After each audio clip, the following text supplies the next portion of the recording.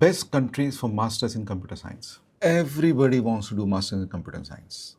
There's so much hype around computer science. Are you aware कि post your undergraduate, post your graduation, का master in computer science में करीब 200 से plus specialisation है. अब कौन सा स्पेशलाइजेशन आपके लिए सही है, ये आप कैसे मालूम करेंगे? It should not be known by the hype which is created. For example, आजकल AI बहुत फेमस है तो everybody wants to go and do AI. But are you fit for AI? Choices बहुत हैं. You can get into cloud computing, you can get into AI ML, you can get into cyber security, you can get into designing. There are so many choices you have. इस topic को आज मैं और डिसफर करूंगा और detail में बात करूंगा जिससे आपको क्लैरिटी आ जाए कि आपके लिए क्या राइट चॉइस है for masters in computer science abroad. दोस्तों, मेरा नाम डॉक्टर राजीव बी शर्मा है.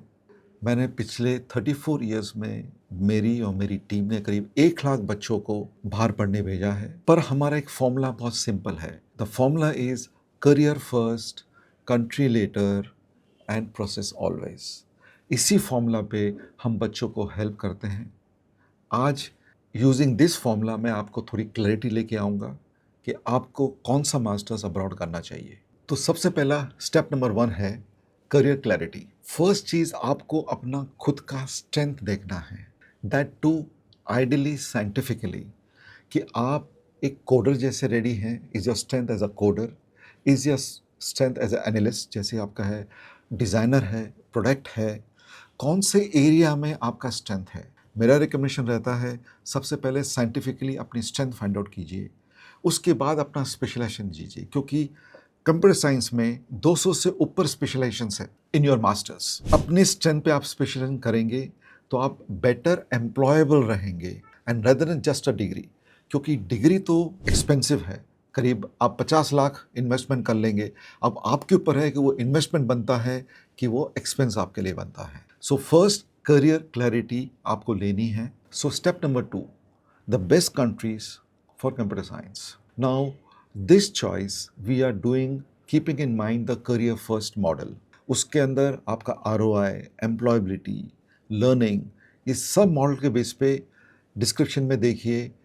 एक मैं शीट आपको दिया हूँ. उसमें हर एक कंट्री का क्या स्ट्रेंथ है, क्या वीकनेस है, क्या करियर राइट है, इसके बारे में आप मालूम कर सकते हैं. अराउंड 10-12 कंट्री के बारे में मैंने किया है. Have a look at that detail. But when you look at that detail, after you done that, आपने कर लिया, you should have your clarity कि आपकी स्ट्रेंथ के बेस पे कौन सा कंट्री आपका सुटेबल है और कौन सा आपका बैकअप कंट्री है. फॉर एग्जाम्पल, कंप्यूटर साइंस के लिए बेस्ट कंट्री US माना जाता है, पर आजकल बहुत चैलेंज चल रहे हैं वहाँ. तो आपके क्या बैकअप रहेंगे, ये आपको डिसीजन लेना है बेस्ड ऑन द चार्ट जो मैंने आपको इस डिस्क्रिप्शन में दिया है. Have a look at that and that's the step number 2 for you. Step number 3 is your ROI calculation and comparison. अब एग्जांपल मैं आपको देता हूँ. आपको आइडिया तो है कि किस कंट्री में कितना खर्चा होता है. Now let's talk of salaries. Like US में सैलरीज मैं इंडियन रुपीज़ में आपको बताने की कोशिश कर रहा हूँ. In the range of 55 lakhs to 75 lakhs के बीच की सैलरी है, डिपेंडिंग ऑन आपका कौन सा आपने स्पेशलाइजेशन किया है. UK के अंदर आपकी सैलरी करीब 40 lakhs to 45 lakhs के बीच में है. कनाडा के अंदर भी 40-45 lakhs के बीच में है. ऑस्ट्रेलिया में आपका 35 to 40 lakhs आएगा. जर्मनी के अंदर around 35 lakhs to 45 lakhs. Germany and France both. So इस बेसिस पे आप अपना ROI कैलकुलेशन कर सकते हैं कि आपने कितना खर्च किया है और कितना आपको सैलरी मिलेगा. बट आइडियली अगर आप राइट कैलकुलेशन करते हैं तो हमने नोटिस किया है 2 से 4 साल के अंदर आपका ROI वापस आ जाता है. इट मीन्स 2 से 4 साल में आपने जो भी खर्च किया वो आप कमा सकते हैं वापस. एंड देन आपका the next after that is all profit for you. The step number 4 कि आप अपनी स्पेशलाइजेशन मैच करिए कौन से कंट्री से. एग्जाम्पल देता हूँ, जैसे AI ML, रोबोटिक्स, ये US में बेस्ट हैं. अगर आप फाइनेंशियल टेक्नोलॉजी, एनालिटिक्स कर रहे हैं तो countries like France, UK, Singapore बहुत अच्छे हैं. अगर आप ऑटोमेटिव IoT देख रहे हैं तो Germany is a good country to be in. If you are looking at analytics, cyber security, then country like Canada is good for you. So मैं आपको जो चार्ट पहले दिखाया उसके बीच में कंट्री का चॉइस आपके स्पेशल से आप मैच कर सकते हैं. अभी तो मैंने आपको 4 बताया पर वहाँ करीब मैंने 12 आपके बोले हैं. क्योंकि पर अगर आपने डिसीजन दूसरा ले लिया, to give you an example, अगर आप फिनटेक का कनाडा में आप करेंगे तो आपका आरओआई एकदम अपोजिट हो जाएगा.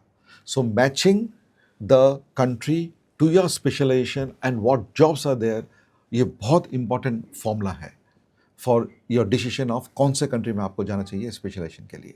Step number 5, the common mistakes you should avoid. First common mistake is not matching the right country to your specialisation. Second, आप इग्नोर कर रहे हैं visa rules and stay back के लिए. थर्ड, आप आरओआई को मिस कर रहे हैं वो मैचिंग के लिए. अगर ये आपने तीनों में से कोई भी स्टेप मिस किया तो ये आपका रॉन्ग डिसीजन हो सकता है, ये इन्वेस्टमेंट के बजाय आपका एक्सपेंस हो सकता है. So hence we say career first decision में ये 3 चीज़ें आपको डिसाइड करनी है before you take your decision in which country your specialization should be there. In this, I will repeat, the first decision is your career, based on which आपका specialization आएगा, based on which आपका country आएगा, based on which आपका ROI decide होगा. So, which country is best for your masters in computer science? जो भी country में आपका specialization and your career match करता है post study work visa rules and the jobs there is the right fit for you. At चलो study abroad, हम ये formula में फिट करके आपको हेल्प करते हैं कि आप कैसे राइट डिसीजन ले सकते हैं in a most popular area which is masters in computer science.